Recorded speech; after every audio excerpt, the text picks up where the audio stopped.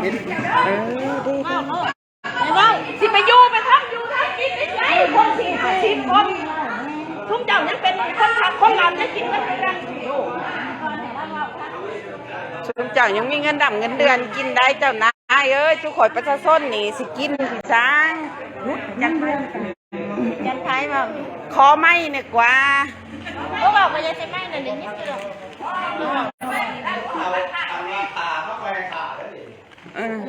ย้อมเลยไหนแล้วนะไหนสดแล้วนะเล่าหนังเด็กกินเนาะนะเองเลยบอกว่าจ้า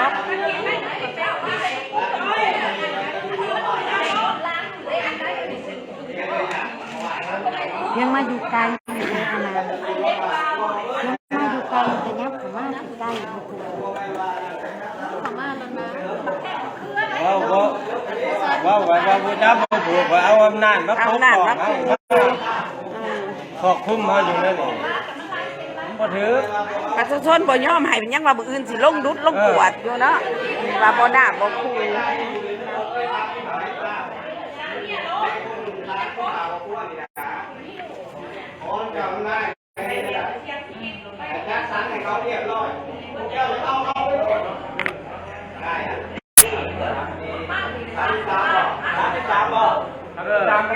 33ครอบครัว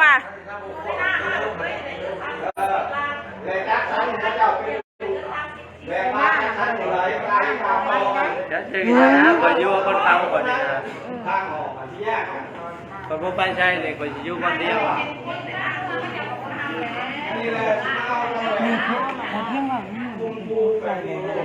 คนอื่นเด้เอาสดเชยดักแต่บอกว่าเป็นใครรู้สึกได้มื้อนี้ดีอกดีใจบ่ไล่สดได้นี่มีแต่ยังมนเข้ามานี่รอดแล้วเดี๋ยวนี้เฮ็ดมาตอนกลางเฮ็ดมาน้องลงเหมือนแห้งมาชมมันไปดุดน้องลงเด้มันสะท้อนเล่านะมันสะท้อนยังบ่ได้ไปต่อว่าดุดน้องลงให้ไปใกล้เนี่ยค่ะโอ้ทำไมโลดแล้วไหมตายบ่ว่าบ่ยอมตายว่ะตายแล้วตายแล้วคนนี้เป็นไรดี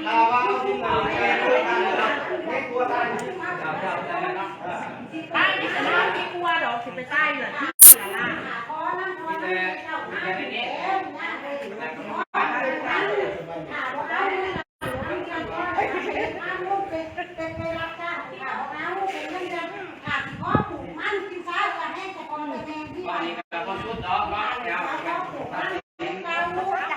บ่สุดไก่สุดแล้วเฮ็ดได้เป็นพอเป็นแม่เลยเนาะสิว่าบ่สุดคือว่าเจ้าได้ก็บ่ทุกที่เราเจ้าได้บ่ว่ามันบอกมันสิเป็นอะไรนะมันได้มันบ่ยังไล่เส้นทางนั้นลงมาสิเรียงกัน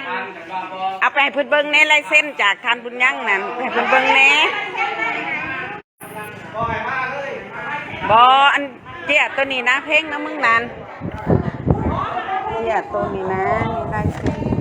ทานบุญยังนั่นตัวทานบุญยังนั่นตัวนี้นะ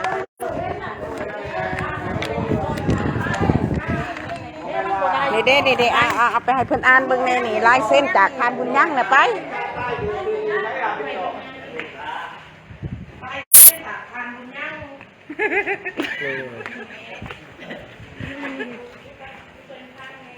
มันก็เลยฝากร้านแต่เพิ่นอยู่บริษัทแต่เพิ่นอยู่รถเขาว่าเอาของประชาชนลูกแรกไม่ใช่สุนัขขับต้น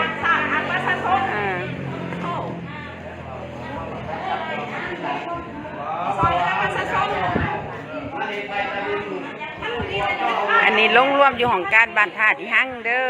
ขอคัดแย้งโครงการโคนมเขากินนกอยู่คู่มือเขาเห็นตาเขาเห็นหัวนกเขาขันยังเลี้ยงลูกเขาก็ได้เซ็นอีกแล้วนี่มันโดนในดินเดินหนีแล้วว่านี่มันจะพูดกับเปิดว่าแกเห็นที่นี่อยู่หักกระทอแต่แม่สื่อทอดมาแต่พ่อแม่ไม่บอกไปลูกแม่ร้านไม่ทำบุเล็กๆเลยฉันรักพ่อแม่ที่พ่อไม่รู้คือขนาดนี้จ้ะคือพ่อปูขนาดไปพ่อแม่เลยจะไปตายเลยเป็นทั้งชาติ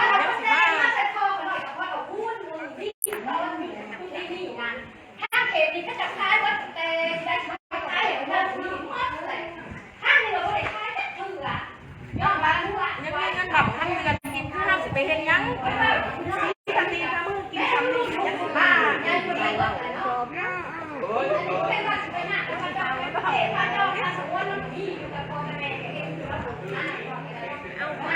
ให้คนอื่นเขาโตหูนะเขา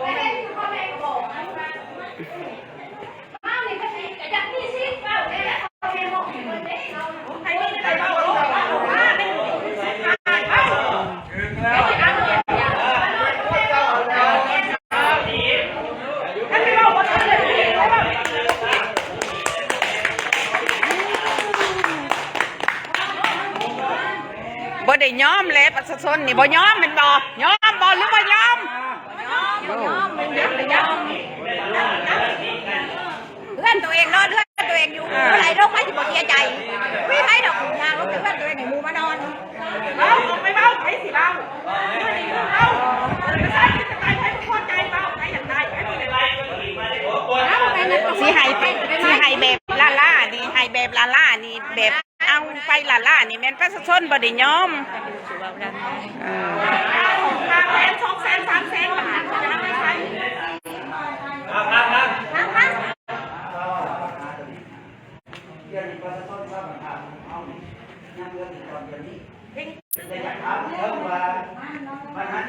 ทั้งอื่นหรือมูคายเบิดเลย ที่เราที่ประชาชนอยากอุ้มลากความหาเป็นเอกชนอันสองบัตรละให้คิดธุรกิจมาเห็นนั่นธุรกิจมาเห็นนั่นเป็นเรื่องนี้คือว่าได้อันสองระหว่างประชาชนบางท่าข้างนอกคือแตกต่างกันแท้ ทายซื่อบ างท่าเนี่ย มันเต็ม ที่เขตบางท่านี่นะประเทศ5 ปีคือหลังบ่ได้บอกใครหรอกซ้ายถ้าซ้ายใดเป็นบ้านออกมาแล้วยกตีมันยกพัฒนายกก่อสร้างแต่ส่งเสริมถ้าผมหาคิดบัดปัจจุบันนี้การคุ้มระดมไปคนดีกว่าทำอะไรอย่างสั้นมันมาก70%คือปัจจุบันปีนี้ประชาชนประธานผมเคยทำเงิน10 ล้าน20 ล้านขายแต่ว่าปีนี้ประชาชนประธานคือว่าเห็นมันอะไรๆจะ10 ล้าน20 ล้าน50 ล้านนี้ระยะพออย่างในบ้านเรื่องนี้ไปตรวจสอบพิจารณาตรงนี้ตอนหนาไปยังดินตอนนี้จะพูดสามเครื่องในข้างของย้ายว่าเดี๋ยวนี้พวกนี้คำพูดว่าบอกแล้วนี่อ้อมบ้านข้าเป็นดินสองในทึ่งมาถ้าซุกบอกแล้วนี่ว่าเป็นไรสดราคาแต่จะพอไว้ปุ๊บสามเดือนสร้างขยายบ้านเพราะว่าบ้านข้าเขาพูดว่าเป็นบ้านว่าบนขยายเงินเป็นแรงท่องเที่ยวบ้านนี้คันว่าพื้นขยายบ้านสมมุติเขตน้องโกงเมื่อเดียวกับบ้านท่านทำความใจซ้อนเหมือนกันแต่ว่าน้องโกงกับแง่เอาบ้านสมมุติออกมาบ่เป็นอย่างได้บ้านนี้แค่บางท่าปลาสมมุติตรงออกมาหาประชาชนหรือว่าปุ๋ยบันน้องโกปุ๋ยบันผ่ามันแตกต่างกันเพราะเป็นยังไงกินกันนั่นได้ป่ะมันคือเป็นคันว่าพื้นไหนเรียกงานทางไอ้น้องปกสกันค่ะเฮ็ดน้องโกบอกเรื่องจริงบอกตรงนักทำบอกมาเจอพวกเคยเห็นบัตรยึดเรื่องใหม่ปลาสมวนคนเอาไปได้ไม่ได้น้องปกสกันค่ะนี่เรียกได้ยึดไม่เป็นน้อยยึดขนาดยึดของมาบริได้ทั้งดอกเดินมาจะมาจากการที่ประกาศไป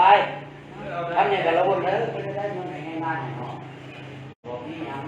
เราก็ได้ได้ที่ได้มากกว่าที่การเราเนี่ยบางท่านเขาเป็นชายไม่ไปเห็นเขานะมีเป็นแผลแล้วกระบาดใจเย็นแต่ก็เลยว่าดิ้นตอนนี้จะพออยากให้ทั้งเรื่องไปพิจารณาดูว่าการขนาดไหนว่า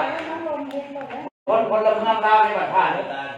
แต่ก่อนมี300เดี๋ยวนี้บ้านจุดซุ้มมันก็60 ครอบครัวแล้วประชาชนที่ถือกระทบเด้อนี่เด้อต้องมาร่วมกันของการบ้านท่านอีหั่ง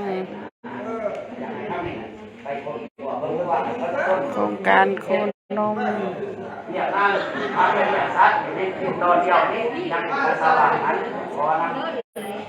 บอนสิซอกอยู่หากินกับบ่มีแล้วอ่ะ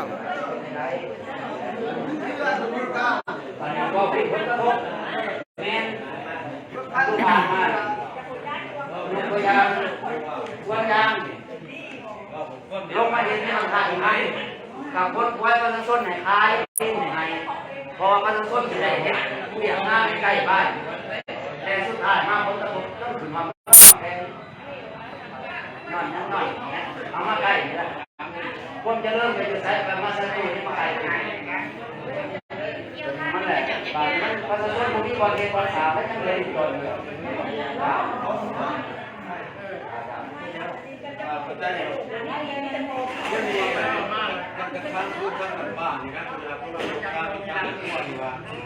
ยังให้ความคนยังคงเลยเลยแบบไหนดูว่าคนให้คนต้องการให้เห็นเลยเนี่ยเก่าสมัยตาเนี่ยบอลเลยนะ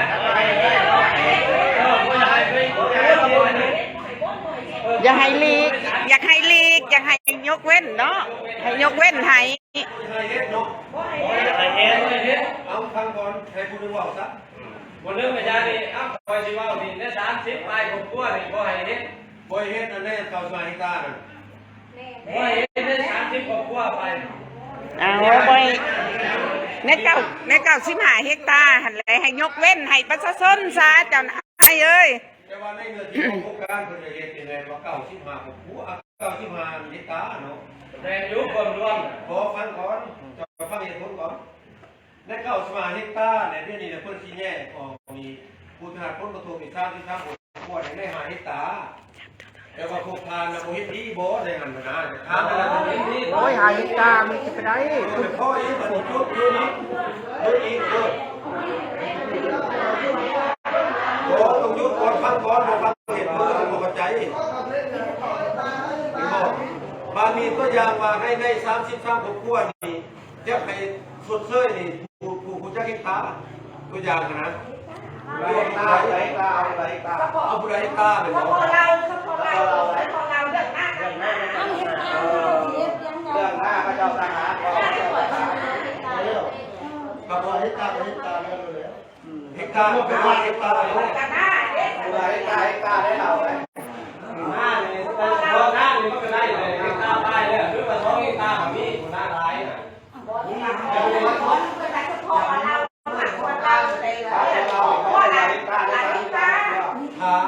มันเป็นแบบนี้แต่ว่าพอท่านได้มีคำตอบไม่รอครับความคิดผมขอถามว่าหากเพิ่นแบ่งให้เราสามารถชดเชยให้ได้ตามความของคอเราคุณเฮกตาร์สินอนอยู่ในเราหรือในหน้าสินอน1 เฮกตาร์เท่านั้นเพราะตัวอย่างเป็นอันหนาตัวอย่างเป็นอันเนาะตัวอย่างว่ามันเคยนะ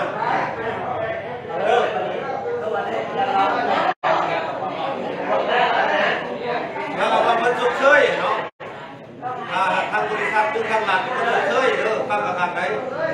เพิ่นก็สิชดเชยได้แต่สำนักบ้านว่าขอพูดถึงอันบ่ควรเฮกตาร์เพิ่นสิให้สำนักบ่ท่านเว้าว่าเราบ่ท่านเว้าว่าหน้าเด้อมันสินอนอยู่นั่นเบิดอันนี้ต้องฟังกันก่อนบ่ท่านเอาตัดสินในห้องบ่ได้ตัดสินเด้อดีต้องฟังแบบนั้นจะรู้จักเนาะมาแล้วมันสิเกี่ยวไปหลายแนวว่าเจ้าคุ้มครองตัวใดแน่ดินมาจากปีไปทำมาจากเว้ากันไปต่างหากอันนั้นบ่ท่านเว้าว่าผิดว่าหยังดอกอันนั้นแต่ว่าทางขัดเทิงเพิ่นนี่ก็ชี้แจงมาตัดสินตามความเกี่ยวข้องต่อการโครงการลงทุนเนาะเด้ออันมีหลายทานก็ว่าอันแม่หันก็เป็นบ่ให้บุกเบิกบ่ให้ยังนั่นนี่เกิดไปเขตกระทรวงกระแมนกระทรวงปัสสาวะกระแมนในหลักการของกระทรวงกระแมนเนาะแต่ว่าเพื่อที่ตัดปัญหาการบุกรุกของคนโดยเฉพาะจังซั่นเพิ่นจะเอาการลงทุนมาเอาเทียบเคียงกับมันเขตป่าสงวนให้มันติดพันกับการท่องเที่ยวคนจะเห็นไปแบบนั้นรูปแบบเหมือนกันเนาะรูปแบบเด้อจังหวะแคมปิ้งในการนอนป่าเนี่ยแต่มันติดพันกับป่าสงวนลมมันเลยเอาโครงการตัวนี้เข้ามาเนาะดอกนั้นเป็นกระชีอันนี้เป้าหมายร่วมเป็นเป้าหมายตัวหนาสิให้กายเอาคนเฮาในนี้นะเอาคนกินนี่เป็น85%ของคนเป็นบ้านนี่แหละจะบรรจุอยู่ในโครงการนั้นเบาแล้วนั้นนอกตามบานะอันจากสั้นเลยมาขอความเป็นเอกภาพธรรมดาพี่น้องมันคือทานกันอันนั้นทานเชื้อวงนะทานเชื้อวงคนบอกว่าจะขอผู้ควร 1เฮกตาร์นะมันจะนอนอยู่ในว่าป่าเราหรือว่าหน้ากับที่นอนได้1เฮกตาร์แล้วถ้าคนแก่เนาะถ้าคนแก่สมเคยอยู่ว่าเวียนขึ้นคนแก่ตื่นนะมันนอนแบบนั้นแต่ครับคนนั้นว่าถ้าคิดว่าเป็นไปได้ไหนถ้ามารวมไปแล้วเนาะ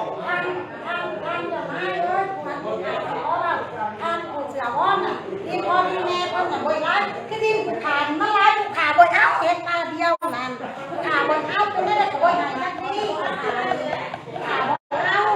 แต่ว่าทางคนที่เงินไปเรื่องน้อยจากผู้มันคักลักเงินให้ขอเอาดินไปพงน้องลมซาให้ทางงัวนั่นพงเอาซาน้องลมนั่นให้ทางงัวยกปัญหาสู่กันฟังยกปัญหาสู่กันฟังเพื่อให้เขาเข้าใจมันต้องมีทั้งแก้ทั้งออกไหนเนาะยินบอกลูกค้าน้องเฮกตาบอกว่าเฮกตาอยู่ในบ้านแต่ถ้าเห็นผู้อื่นเขาเฮกตาเราไงเฮกตาของลูกเฮกตาเราเฮกตาเอาไว้ทำด้วยเฮกตา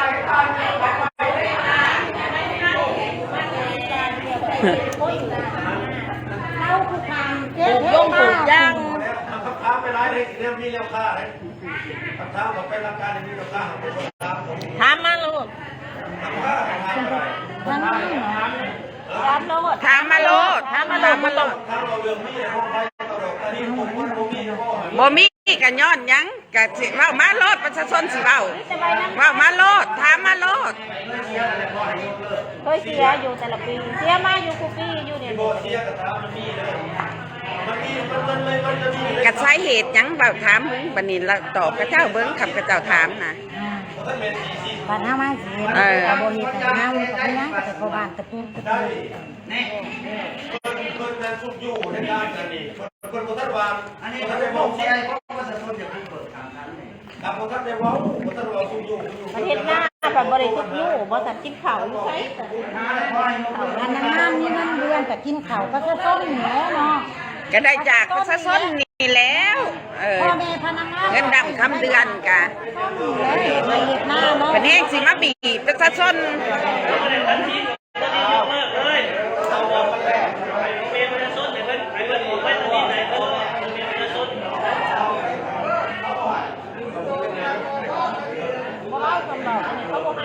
ห้ามเด็ดขาดก็บ่ให้ลงบุกเบิกอีกว่ามืออื่นสิลงบุกเบิกนั่น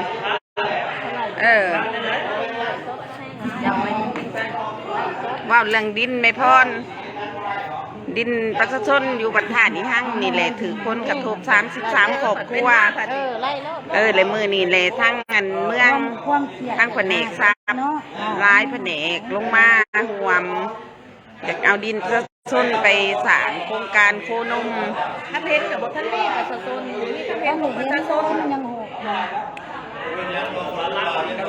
อยากเอาไปละล่าอยากเอาไปละล่าประชาชนเขาเลยบ่ยอม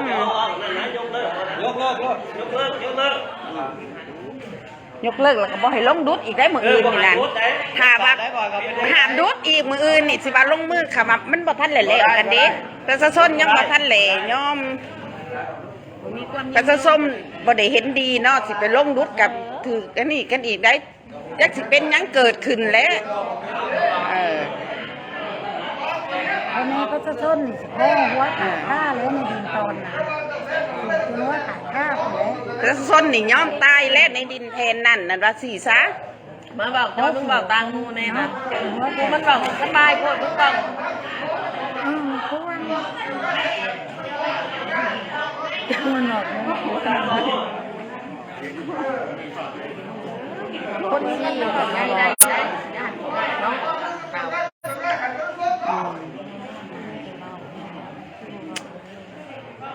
เล่าในไทย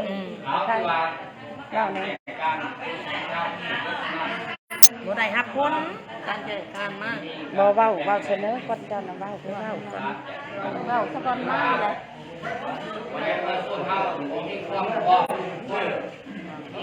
ไทยเลยนี่ต่างสายต่างของกันแล้วเนาะ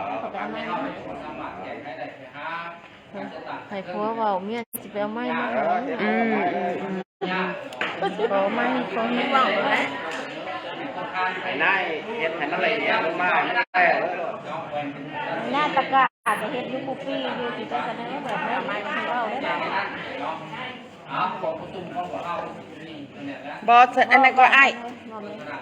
ฐานมันโทรคำไพ่เพิ่นอยากมีคำคิดคำเห็นเนี่ยจักหน่อยท่านอีกคำไพ่เป็นอย่างนี้งามไหมนะ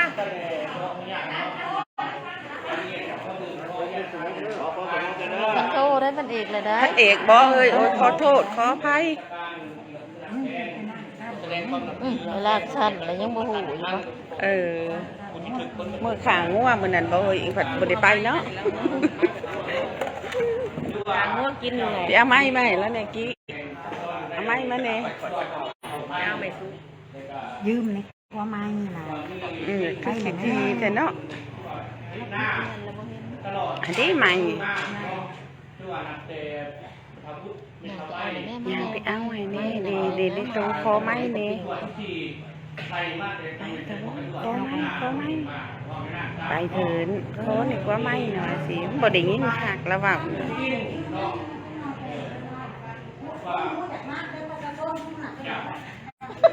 เป็นอย่างหูนักทั้งหลายนี่ พวกเขาเห็นมาตลอดเนาะแต่ก่อนเรามีการเก็บเกณฑ์เสียภาษีแต่ระบบเก่ากันเนาะเก็บเกณฑ์เอามาพอระบบใหม่เลยเป็นเอาเขาให้เนาะจนมาถึงปี80ปลายมานี้แต่นำเอาเงินเนาะใช้เงินเนาะคือว่าครอบครัวของเจ้าเนี่ยเป็นทหารเนี่ยมีทางครอบครัวเนี่ยเนาะก็ย้อนว่าสภาพแต่ก่อนปฏิการแบบวุ่นเนาะพวกเขาเนี่ยมาใครไปเห็นมันกับทำไมเนี่ยนอนเราเป็นใจทางบ้านพวกเขาเลยอยู่ได้เขาเป็นทหารเนาะมากมีพวกเขาเลยที่บอกเป็นแดงเขาก็ไม่ได้ขึ้นบ้างเลยนะเป็นวันในคนแก่เนาะมาสำรวจเนาะชีวิตสนามกอล์ฟเนาะนับเป็นปี2004บ้านจริงๆพวกแม่นี่บ้านเนาะที่พวกเขาเคยมาอะไรปีแล้วตัวคนแล้ว บ้านนี่เป็นลักเข็บออกไปดิน เป็นหลักเขตปีประสานในปี2016เอาว่านั่นซะเนาะไปต้นพวกเขาเนี่ยนะเป็นวันบ้านผมมีบ่อนแล้วมีแต่ตัวเดียวฮะเนาะดินเพื่อนเองนะชาวคู30แจ็คตัวใดครอบครัวเลยเนาะกูออกไปนั่งนอนอยู่หน้ากันนอนอยู่ตลอดนี่นะเนาะ เป็นทหารเจ้าก็สิได้ของทหารคือการมีเป็นขาว ครอบครัวนึงเขาทำให้เจ้ารู้พวกเขา เจ้าก็สิได้มาเป็นประชาชนน้ำก่อนคือเก่า แล้วเนาะตัวนี้นะนี่คือว่าในเหตุทางนุ่งพวกเขาจะเห็นดีเนาะโครงการปลูกผักของหลักคือว่าดินเนี่ยมันดินมันเป็นดินในชาติแห่งชาติผักคุ้มครองประชาชนเป็นเจ้าเนาะ ส้มเป็นเจ้าเนาะ พวกเขาก็ได้เก็บทำมาหากินแต่อย่างไรพวกเขาอยากใจช่วยต้องมีการชดเชยเนาะให้มันเหมาะมันสมตรงนี้นะมันบริหารได้เนาะโครงการผักของหลักคุณละ80%นี่คือกินของประชาชนเบิดนอกจาก80นี่ก็ให้เฮ็ดเนาะให้ทุกเฮ็ดทำเงินลงให้ทุกยักษ์ขึ้นไปทางป่าคือว่าประชาชนทุกเนาะให้ดีเนาะนี่นะคือตั้งใจของเกี่ยวกับเก่งหน้าคนนี้ท่านก็บอกว่าคือใครคนนี้คนนี้นะที่ว่าคนไปซื้อกินดีใหม่กินหน้าคนกับอันนี้เล่นแล้วเนาะคนนี้นะเราเป็นที่บริการช่วงของวัดเป็นที่เป็นเจ้าไหนเจ้าหน้าโอ้ยเป็นไปไม่ได้ก็มองเห็นนะคือพวกเราเนี่ยพวกใครไปไหนไปหน้าก่อนพวกใครเขาบอกว่าค่อยเป็นหน้ามันเฮ้ยจริงว่าสิบ่ให้กวนมันต้นกับพุทธท่านได้เบิด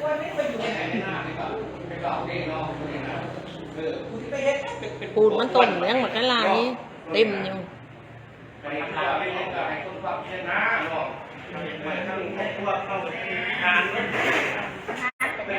่างก็สิไม่ตัวนี้แล้วทหารก็สิมาเป็นประชาชนไม่ได้ขายแล้วเพิ่นบ่ได้ให้อยู่ฮอด70 ปีดอกนะ เป็นหา และพักว่าคือเรื่องต้นหอมได้ที่เดี๋ยวสิมาอยู่น้ำบ้านน้ำเมืองเพิ่นนี่แล้วมันจะพ่อแม่นะตั้งแต่อยู่ นี่ล่ะนะบ่มีขอสิเฮ็ดหยัง ยังคือไปเรื่องของเจ้าเอกสารนี่นะ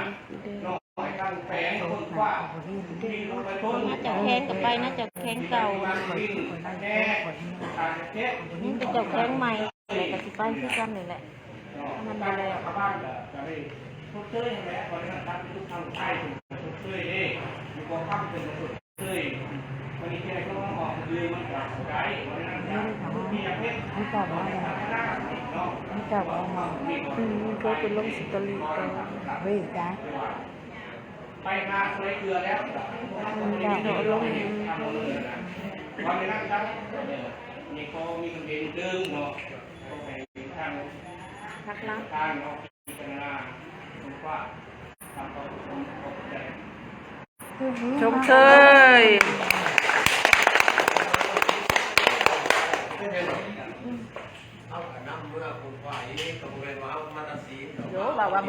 เออบ่แม่นนิดหน่อยเว้าได้เนาะเจ้านายเว้าว่ามื้ออื่นสิลงรุดอยู่ถ้าว่ามันนี่ต้องมีอันนั้นอันนี้เพื่อว่าเนาะอยู่จักยับอยากโอ้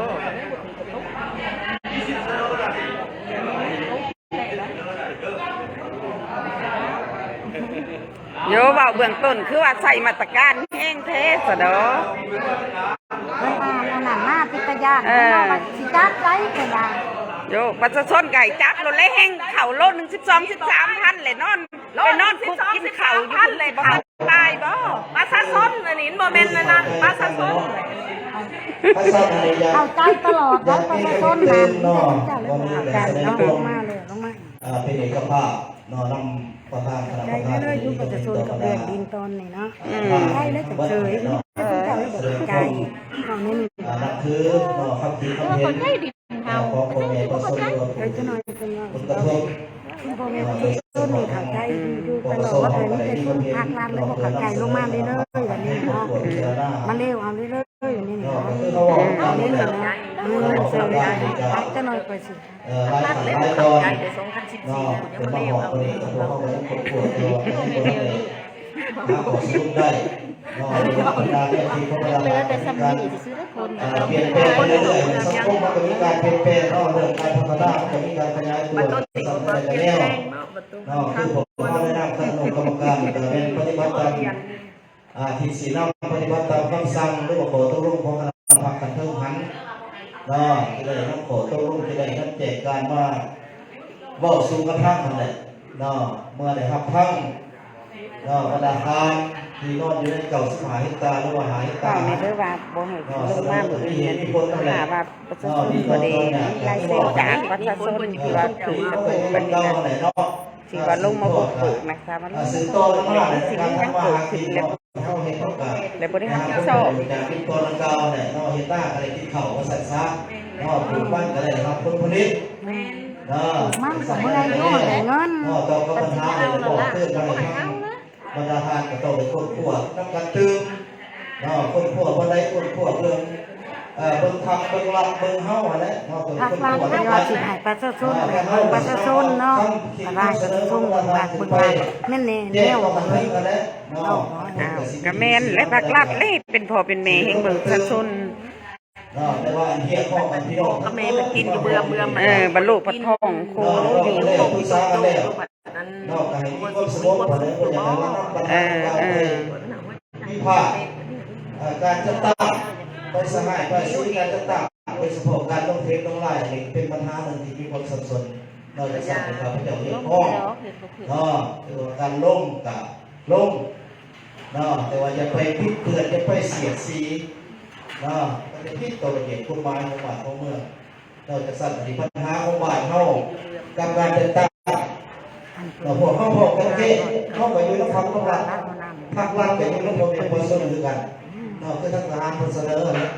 บนรถเท่ากับเป็นประชาชนเขาแก้เปลี่ยนเขาบอกเป็นประชาชนเราจะสั่งในเหตุใดเพื่อให้ได้เพื่อนได้เฮาได้เพื่อนได้เฮามันก็มีขอพิจารณาขอแก้ไขเราจะสั่งพี่น้องเขาก็ต้องได้เปิดใจเขาต้องแต่สิขอได้ในการพัฒนาได้เปิดใจสักการโบให้กินข้าวข้าวเดียวคือเพิ่นบอกอะไรเนาะต้องได้เปิดใจหาขอสรุปใจการประสานซะเราบ่อยากให้ใส่แต่ต้องทัศนะ ที่เขาบดีก็อยากให้ใส่ที่เขาบอกที่เขาอยากฆ่าตัวพักตัวหลักเนาะอันนี้บ่เฮ็ดเนาะเขาอยู่กันเขา